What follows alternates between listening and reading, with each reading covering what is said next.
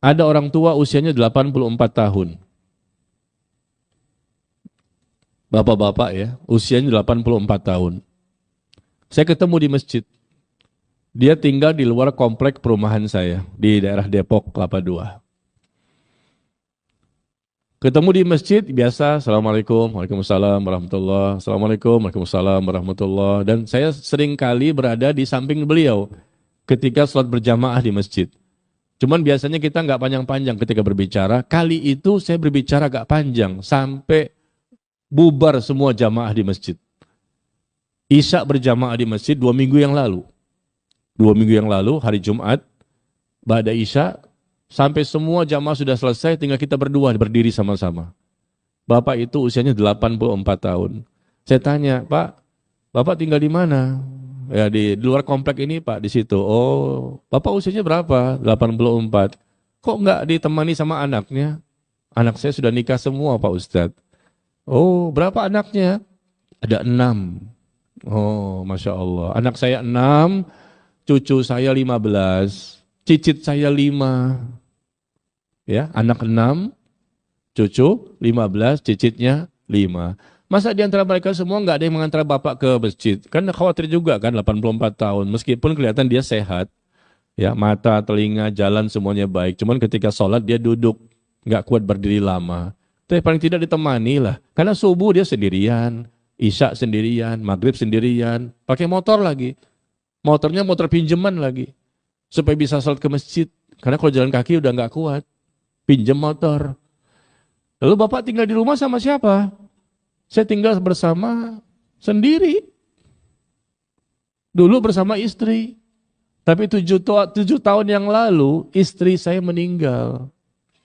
7 tahun yang lalu istri saya meninggal, maka saya sekarang tinggal sendirian.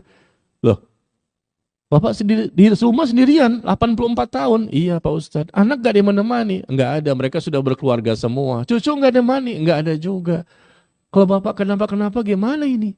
Alhamdulillah Pak Ustadz, saya sehat. Ya, cuma saya pancing-pancing kan, Bapak dibantu nggak sama anak untuk masalah kehidupan sehari-hari? Kadang dibantu, kadang tidak. Kadang makan singkong, kadang nggak makan juga. Ah, kaget saya.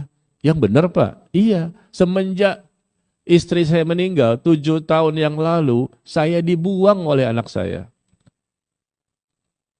6 anak ini membuang bapak ini.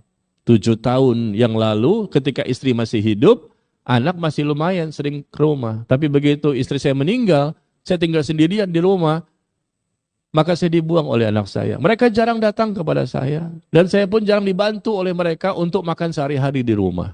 Ya Allah, kaget kan kita ya. Ada seorang bapak di sisa-sisa hidup terakhir, 84, pintu surga nih. Disia-siakan oleh 6 anaknya. Kita nggak terima seperti itu kan. Karena juga kita ini punya orang tua. Apalagi orang tua kita sudah meninggal dunia. Kita rindu untuk bertemu dengan mereka dan cinta dengan mereka. Kalau ada orang tua kita hidup lagi, yang sudah meninggal ini hidup lagi, tentunya kita peluk, kita cium, kita gendong mereka. Ini yang masih hidup kok disia-siakan. Subhanallah. 84 tahun. Ini kisah nyata ya. Anaknya tidak peduli. Kalau di sini kan ceritanya pertanyaan anak ini peduli, cuman kadang-kadang suka nggak sabaran. Ya perkuat kesabaran. Mumpung masih hidup ibu ini 88 tahun. Biasa begitu. Semuanya pernah mengalami, bukan Anda saja. Saya pun pernah mengalami ketika orang tua masih hidup dulu. Bahwa mereka kadang-kadang membuat kita dongkol, jengkel dan lain. Biasa itu. Itu namanya ujian. Kadang kita diuji oleh istri, diuji oleh suami, diuji oleh anak, diuji oleh orang tua. Hidup ini penuh dengan ujian. Sabar, perkuat kesabaran. Tapi kalau kita bandingkan dengan kisah bapak tadi, coba. 6 anaknya tidak peduli. Bukan hanya masalah datang tidak datang. Untuk makan saja susah. Kemana anak ini? Pak, bapak mungkin tidak memberikan perhatian kepada anak. Maaf Pak ya. Kok bisa anak berbuat seperti itu kepada bapak? Kata dia, Pak Ustadz, dari kecil saya sekolahkan mereka. Sampai besar, sampai berkeluarga. Sampai rumah mereka, 6-6-nya itu saya membelikan. Rumahnya mereka saya membelikan rumah itu. Rumah saya besar, di komplek perumahan sama seperti Bapak. Satu komplek kita dulunya. Oh iya, rumah saya besar saya jual. saya pindah ke rumah yang kecil. Nah, duit itu saya bagi kepada anak-anak saya yang berjumlah 6 orang. Saya belikan mereka semua rumah. Saya berbuat baik kepada mereka dari kecil. Sampai mereka nikah pun saya belikan rumah mereka. Tapi nggak tahu kenapa ya, kok mereka nggak suka sama saya. Saya punya salah pasti Pak Ustadz, karena manusia biasa. Tapi ya sudahlah, saya maafkan kesalahan mereka. Allahu Akbar, orang tua tuh lihat. Saya maafkan semua kesalahan mereka. Meskipun mereka jarang ingat kepada saya. Bahkan ada anak nomor 4, perempuan, udah 3 tahun gak mau datang. Lebaran pun gak datang. Padahal rumahnya depan. Depan gak jauh dari masjid. Itu rumahnya di situ. Gak datang ke rumah saya udah 3 tahun. Lebaran pun gak datang. 4 anak perempuan, 2 anak laki-laki. Saya tanya, kenapa Pak? Anak bapak yang perempuan nomor 4 gak mau datang. Ketika lebaran pun gak datang, udah 3 tahun. Kata dia marah kepada saya, karena saya ingin menjual rumah saya. Yang ada saat ini, yang kecil, tinggal sedikit itu. Cuman 3 meter kali 8. Rumahnya kayak kos-kosan. Tinggal sendirian. Saya datang ke rumahnya, penasaran. Seminggu yang lalu. Rumahnya kecil kayak kos-kosan sendirian, kipas, panas banget, luar biasa. Masuk langsung blong, kamar tidur sama WC-nya. Tinggal sendirian, subhanallah. Anak, padahal kalau anak ini masing-masing 250.000 aja ya, kalikan 6 berapa? 1,5 juta sebulan. Cukuplah untuk bapak ini, 2,5. Apalagi mereka bisa ngasih 500.000 per bulan. Tapi ternyata kadang ngasih, kadang tidak. Itu kan sedih jadinya.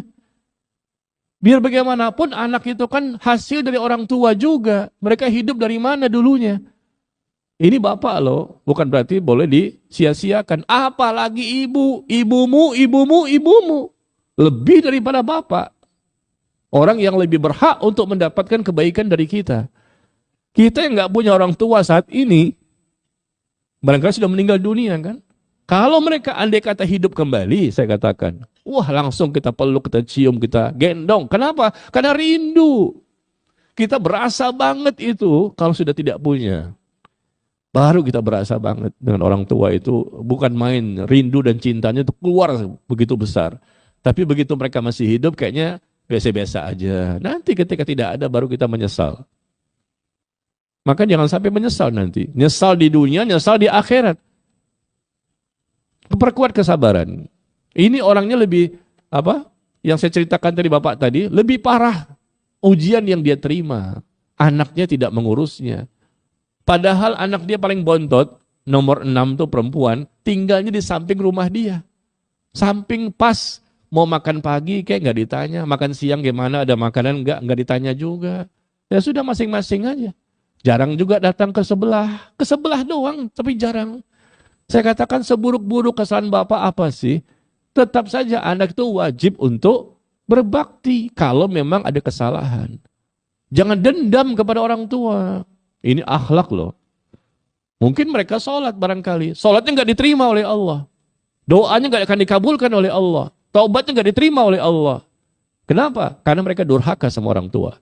Orang yang durhaka sama orang tua, kata Rasulullah SAW, maka ibadahnya nggak diterima, yang wajib maupun yang sunnah. Doa-doanya pun tidak akan dikabulkan. Di akhirat jelas mendapatkan siksa.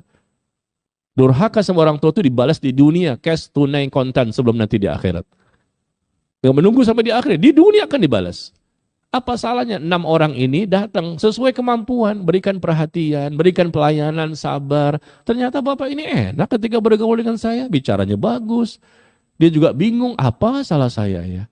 Kalaupun dia punya salah, ya sudah maafkan. Kamu kan dari mana asalnya? Rumah kamu juga semua dibelikan sama bapak. Kamu dari kecil juga sekolah dari bapak. Sampai besar, sampai kuliah, sampai bekerja. Dari bapak semua. Kalaupun ada kesalahan bapak, apa sih? Ya sudah maafkan. Bapaknya saja mengatakan, saya maafkan semua kesalahan anak saya Pak Ustadz. Saya doakan mereka supaya mereka semakin dekat ke agama. Ya, jadi ini cerita tersampaikan akibat dari pertanyaan ini. Jadi cuma ibu 88 tahun sudah sepuh, ini 84. Ya sudahlah, saat-saat terakhir ya kita bersama mereka, maka jangan sampai kita melakukan perilaku-perilaku yang bisa mendatangkan murka Allah. Karena ridhonya Allah ada pada ridhonya orang tua, dan murkanya Allah ada pada murkanya orang tua.